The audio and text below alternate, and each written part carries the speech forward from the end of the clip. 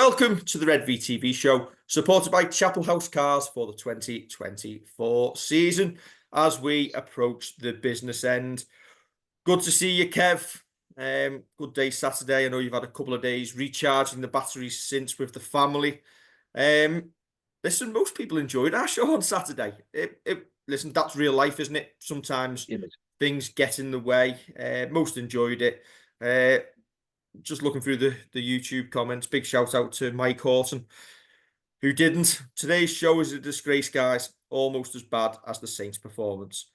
I object to that comment. We were nowhere near as bad as Saints' performance. My response to that is, oh well, how sad, never mind. Couldn't care less. As you say, real life, they changed the fixture. We had plans in place. And you know what? Sometimes life is more important than rugby. It's just how it is. The fact that I carried the microphone in a bag to Liverpool City Centre whilst we were having festivities shows you our level of professionalism. Yeah, it does. And a big shout out. I mean, people know that we love the Bridewell. Dom in the Bridewell looked after us very, very well on Saturday. As you say, since then, I've had a couple of days of rest and relaxation. And the one thing that I would say to everybody is do not have a drive to Anglesey planned the day after you've spent a day on the Ale since 12 o'clock and have to endure that Saints performance. Anyway, Kevin, it's been a busy week. We have got plenty to get into. Have I missed anything? Only a couple of minutes. Simply named must win this show, but we've had at least one win. Matty Lees avoids a ban after his contact with Chris Kendall in the second minute of the game. I saw the incident, Kev, and I thought it was laughable. I'll base the tweet we put out. Matty Lees is running over, focused on the incident, and Chris Kendall deliberately chooses to run directly into his path. Okay, he's going in to put his arm out to try and stop him coming in, and Lees runs into him by mistake. I'm all for protecting match officials, but Kendall causes this of his own doing. And in future, we look forward to the match officials stepping into the path of all future on-field altercations, rather than the well-established practice of stepping back, blowing your whistle, and assessing the situation in front of them before making decisions. And listen, I can take the argument of people saying, well, Matty Lees shouldn't be running in. Okay. Yeah. But if that's the case then, and in the future you want to give out bans for players running in, a one-match ban, if you run into an incident that you're not involved in, happy days. I would wholeheartedly agree with that. Because at the end of the day, all that happens when players run in, they don't even throw punches anymore. There's not even a fight. They run in. They all push each other around. It delays the game by a couple of minutes. We end up with players sat down for 10 minutes. And it's basically, you could almost argue the reason players run in is to try and highlight incidents to get players sent off so that the video referee looks at them. So I don't think any fan would disagree that you should get a one-match ban if you run in, and that's the way it is. But that's not the case, is it? No. I think when you say about sitting players down, there's things that you want to see or you need to see players sat down for. Stuff that's really, really dangerous. Stuff that goes beyond the pale. Like, say Matty Lees had gone in, looked at Chris Kendall and pushed him out of the way to get through and go and start throwing punches or pushing or whatever, then yeah, fair enough. But we didn't speak about this really. We've only really spoken about it today, and we have the same kind of thought of it doesn't happen all the time. This refs don't get into. I'm not blaming Chris Kendall. Not blaming Chris Kendall. I think Chris Kendall has actually been sold up the river to some extent by the MRP. That he's thought I'm strong enough to sort this out. There's been 3 penalties given away. I think it was in the opening kind of couple of minutes there.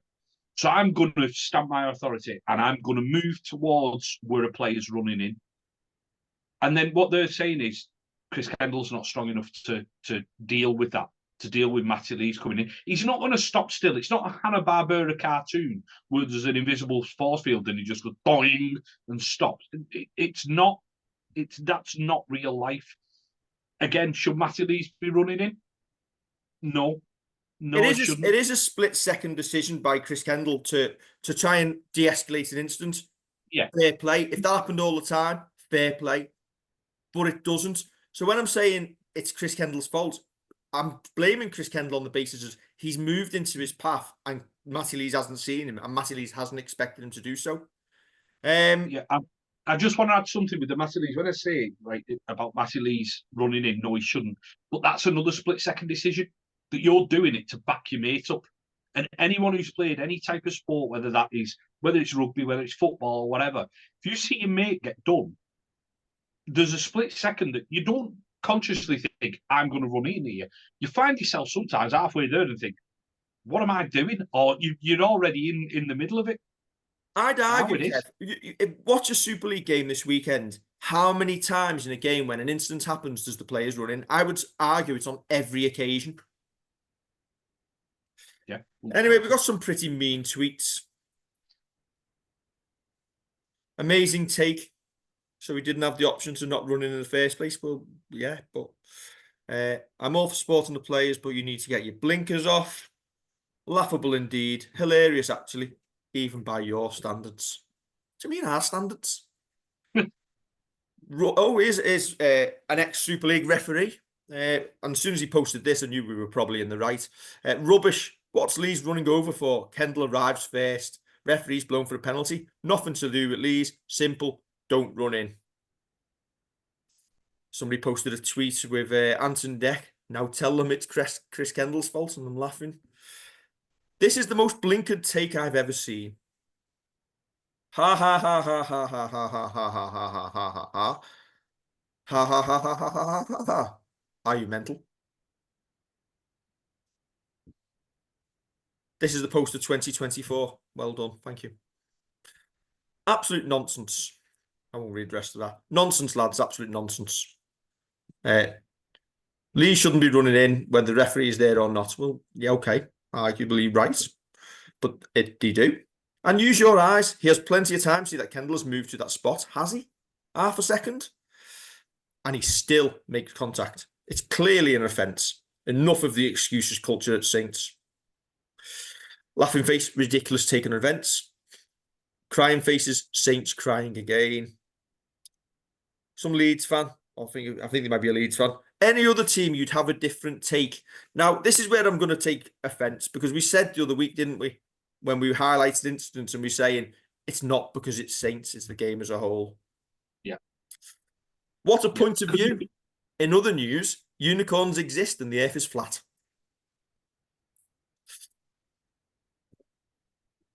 But then...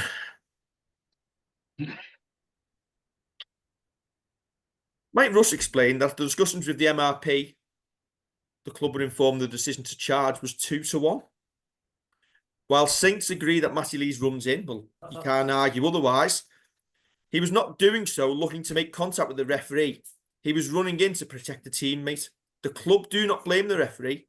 However, they feel the referee put himself in a vulnerable position. I think that's pretty much what we said. Matty Lees was not being aggressive and was not verbally aggressive towards the referee either. This was careless rather than reckless, and it was not deliberate contact. So as we said, accidental. The referee was not in any danger, and Matty Lees did not enter flailing his arms about. And then the disciplinary appeals panel agreed with us. He was not seeking to do anything other than approach the incident itself and had no intention on contacting the referee.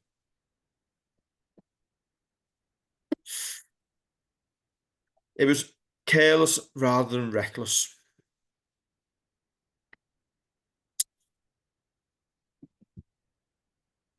To rob a point off you. So the best part about that picture, Kev? I'm not the body double of it. Neither am I. Chris Kendall's in the background. Oh, wow. Oh, dear. Looking on. Yeah. Anyway, right. we'll move on. So Matty Lees hasn't got a ban. Justice is done. And it proves that none of these people have come back to us with an apology either. But there we go. Yeah. Did you notice the typo, by the way? Sorry. The careless one. The careless bit, yeah. There was careless and not reckless. Careless and not reckless. He was careless, yeah. He didn't drive through him. Good job if he'd have picked up like one of the sponsors' cars and driven it through. Yeah, anyway, carry on. Anyway. It'd have to be a Chapel House car. Yeah. Other news this week, Saints post a £1.3 million loss, which, listen, losses are not great at all. Yeah. And I know people have pointed that there are losses across all sports, but other sports have major backing and can sustain them a little bit more. Rugby league, the money isn't floating about to be sustaining 1.3 million losses on turnovers of 9 million quid long term. But I think the important thing that Eamon has said in that statement he put out was the club will continue to spend the full salary cap, not will in future continue. So when we've had people this year saying we're not spending cap, we will continue to spend the full cap and to utilise all market exemptions in so doing. Our aim is to continue to be a leading and exemplary force in Super League in 2025 and beyond. The support which we have continued to receive from our fans and our sponsors in these difficult financial times is deeply appreciated. I would like to say, as fans, we deeply appreciate the whole of our board because we've got major backers, Eamon McManus, Mike Coleman, the rest of the directors of the club, that we are able to be at the top end of the sport. And you can argue this, we're fourth this season currently, but the fact that we can spend full salary cap, we can bring players in, we are very lucky to have directors who make up shortfalls. And I know that might not be sustainable forever, but for what they've done over the years, I think we should all be very, very grateful. Yeah, the reason that we've got a club to support, you see in the lower leagues where Whitehaven have got the struggles, Halifax have got the struggles, and for one of the big clubs in European Super League, I'll call it, like with Catalan involved, and Toulouse, who've been in the top division recently, for someone like this to post such a big loss, and others have posted losses as well. Other big clubs have posted losses as well. It isn't a great sign for the game. We need everybody to be pulling in the same direction when it comes to us getting sponsorship opportunities, maximising revenue coming in, just being able to get either bums on seats, money in the tills, however you do it.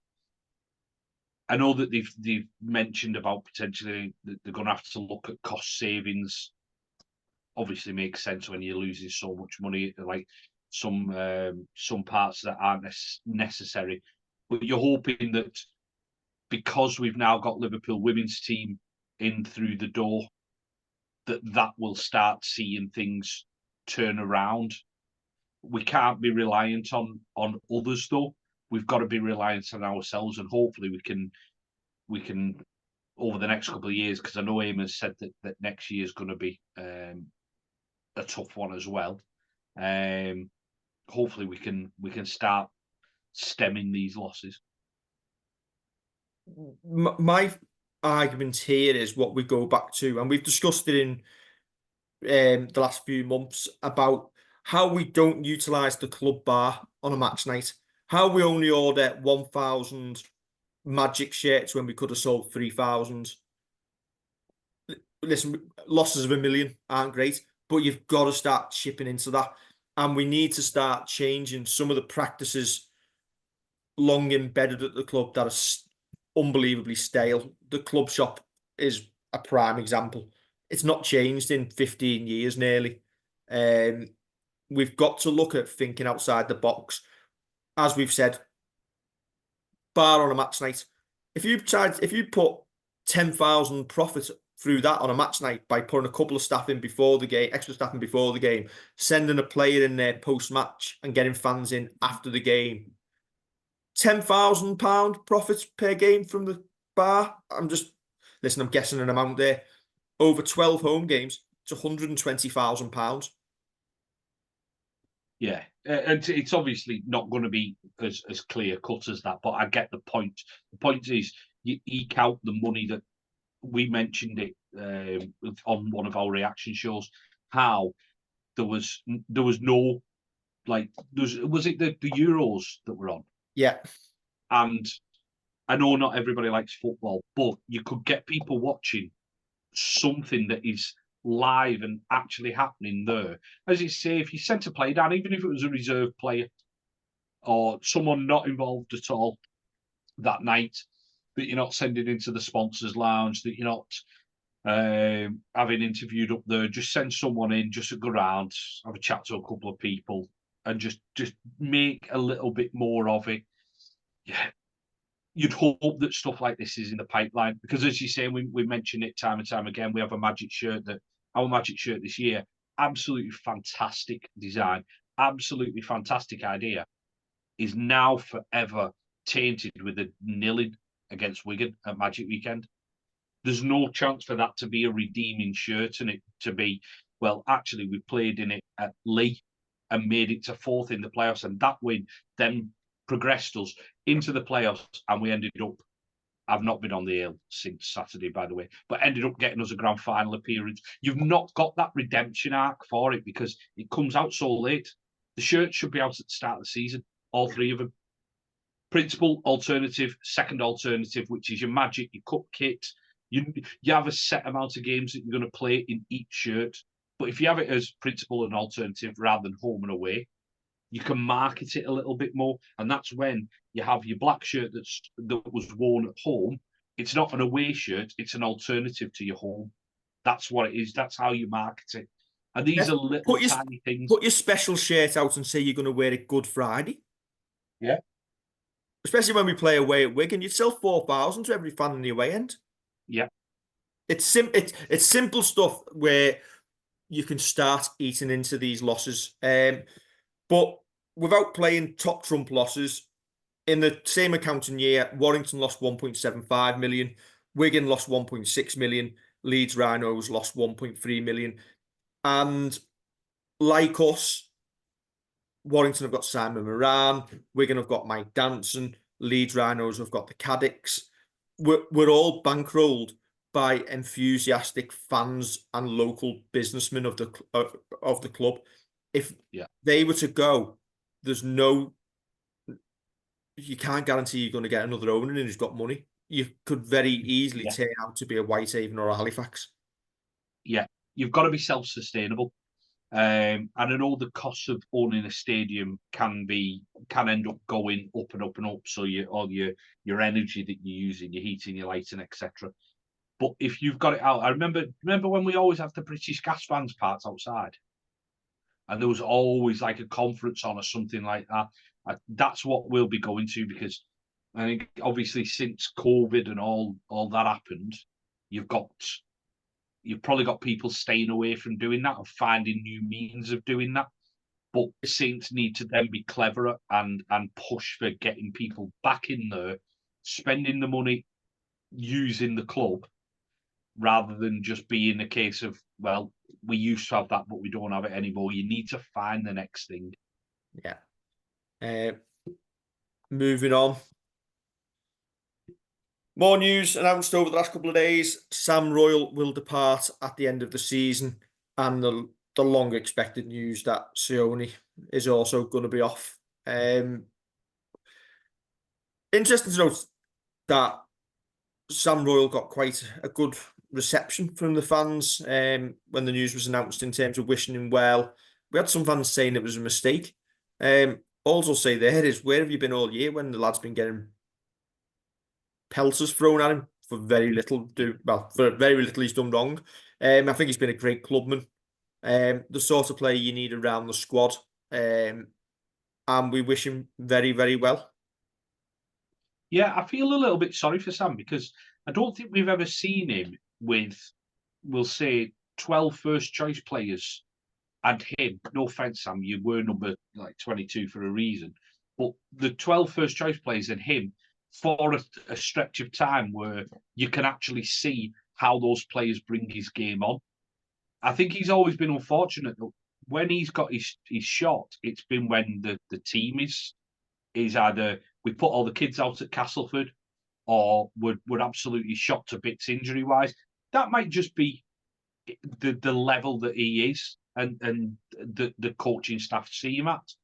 But when you mention him being a good clubman, we've spoken to people who think he's an absolute joy to have around the place, level-headed lad. He's obviously captained the club, first team and all through the age levels. He's obviously well respected, well thought of, clever lad as well. But at the age of 24 now, I think it's either he looks for first team and gets that, or he looks at, you know what, my career will possibly be in some kind of science, and that's what he's going to move into and get his feet firmly ensconced into that world. Yes. Sione also on the move. Said today he might actually retire when he goes back to Australia and get a proper job as well. Not that playing rugby isn't a proper job, but it isn't. There was always the talk that he was going to go last season, wasn't there? And he changed his mind very late on, and that was why we tried to make him more of a prop because we'd already signed Matt Whitley. This season, he's decided it's going to be his last. He's going to be a massive blow for us. Pretty much impossible to replace at this moment in time, given what he does for the team. Yeah, I think he has been an absolute resounding success as far as signings from the NRL go. Someone that I saw someone say he's been picked at centre and he can't play centre. He obviously can. He was one of our players of the match against Huddersfield. It's probably not his ideal position. He's better at least one step in and playing second row.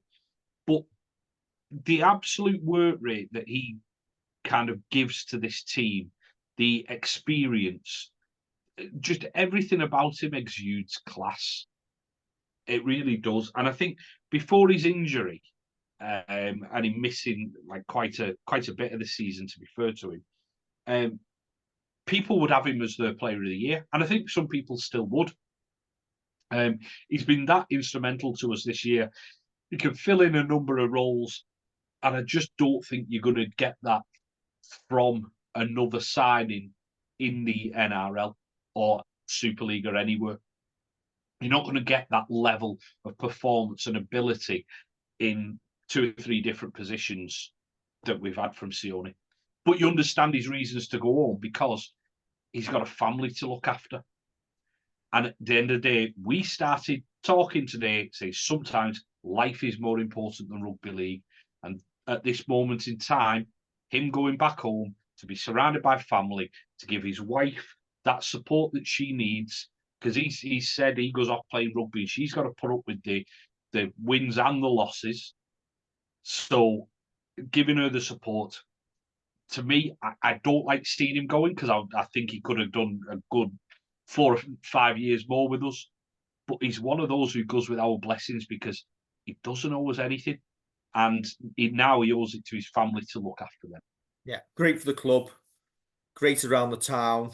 I believe he does a lot of charitable work in terms of the people he plays golf with as well. There we go.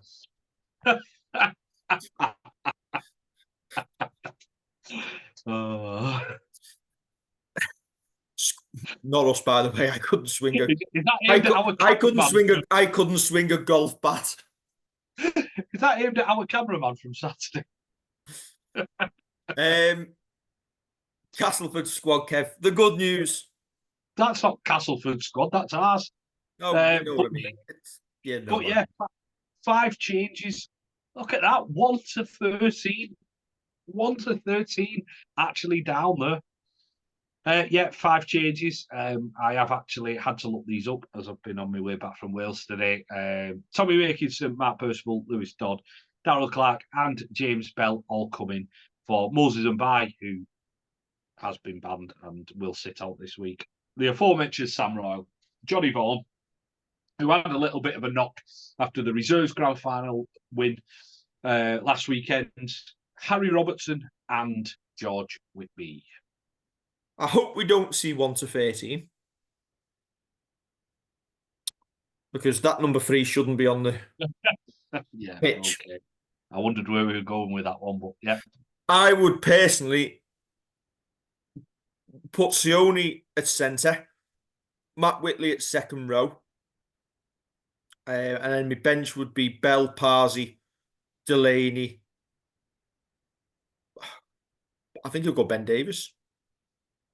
Oh no, sorry, Jake Burns. No, Jake Burns. And then my 4 to miss out, I think, will be T. Ritson, should be Wonga Blake, Ben Davis, and Noah will be running water.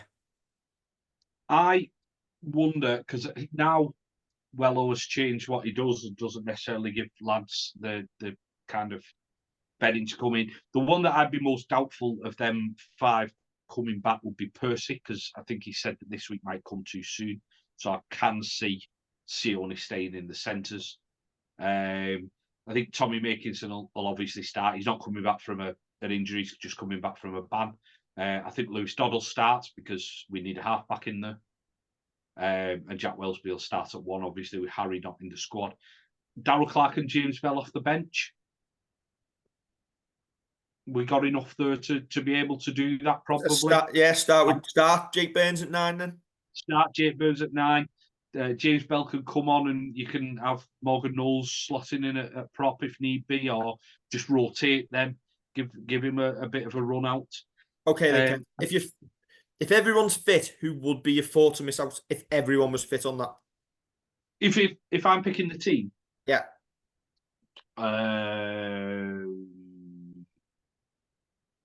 Blake.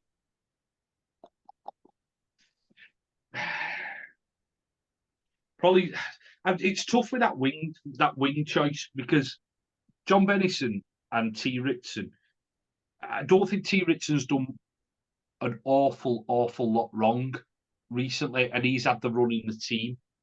I think you've got a goal kicker in Tommy Makinson, which probably means John Bennison misses out. But it's a tough one, that, isn't it? I think John Bennison's got credit in the bank again the last couple of weeks. Probably, yeah.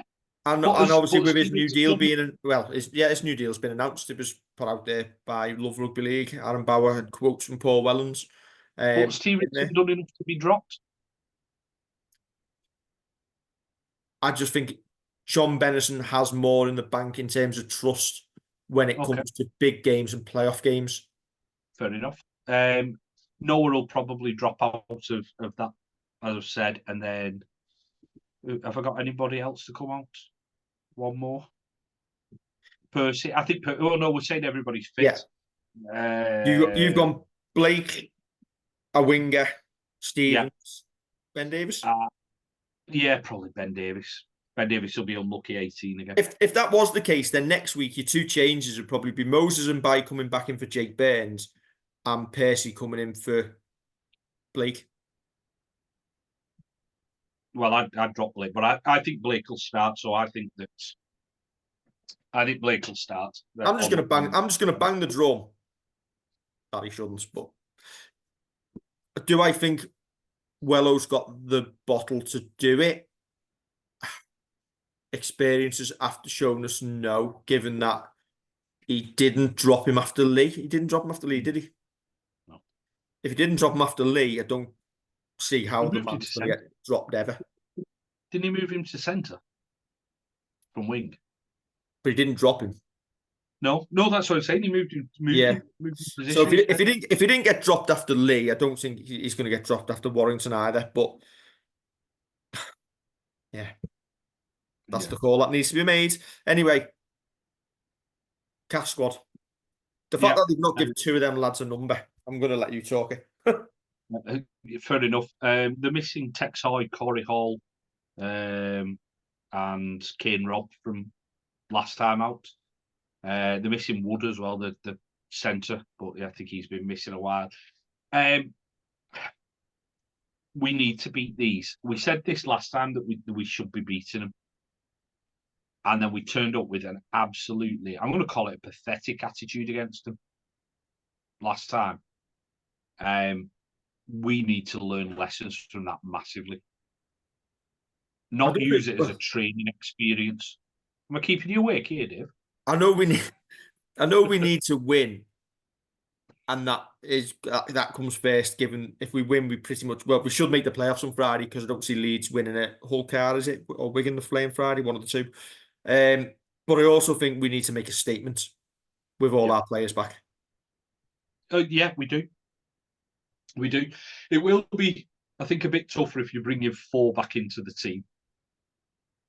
It might be a little bit clunky at times, but we really need to put them to the sword. We need to be coming out of that ground happy with the performance, happy with the energy levels, happy that I'll keep saying it's boring me saying it, but that we have managed what we can manage on the park.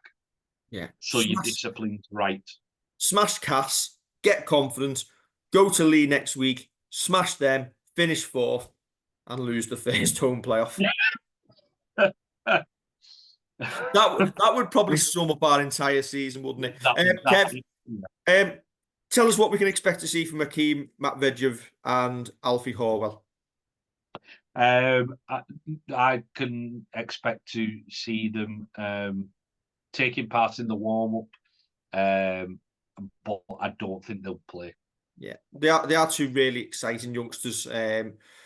Obviously in the squad for their experience. And obviously next season, I think you can probably expect them to have squad numbers and get a good few games under the belt.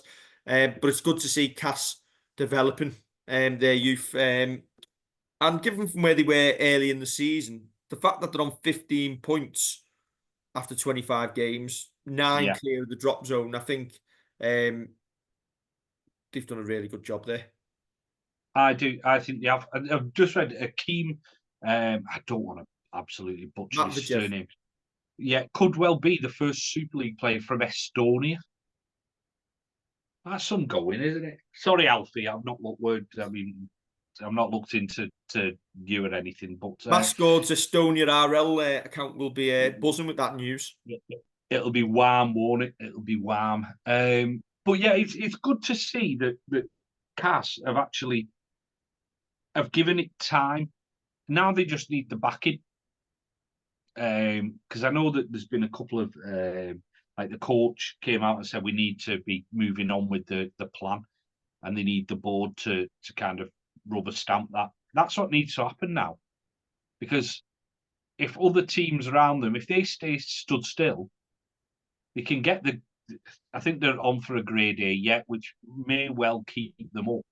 But if the IMG thing falls to the wayside, and let's put it this way, it's rugby league. We've ditched other ideas such as the Super 8s. We've had franchising. So this could well fall away. If you stand still in this league, you'll start dropping. Hull cannot be as bad next season. Surely to God they can't be as bad next season. Yes, they can. Hull. Remember what we said right at the start of the year on the preview? Hull could sign the whole of Penrith and they'd still be terrible. Yes, true.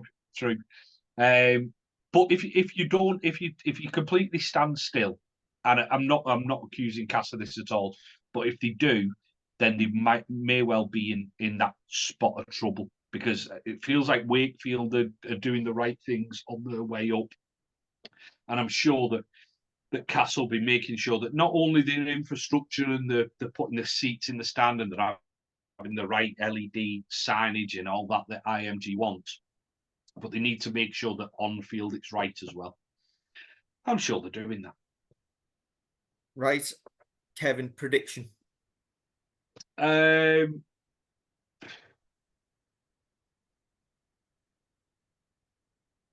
Saints by 20. I was going by 22. Do that then. I think that's us done and dusted. I think we've made up in terms of time for 10-minute episode on Saturday. Good episode, that. Absolute belter. Yeah. Buzzing. Yeah. Right. Don't forget to like, share, and subscribe. We will see you for the instant reaction from a game we're actually going to on Friday night. And now we're off to read some more mean tweets. Get them in. Catch you soon.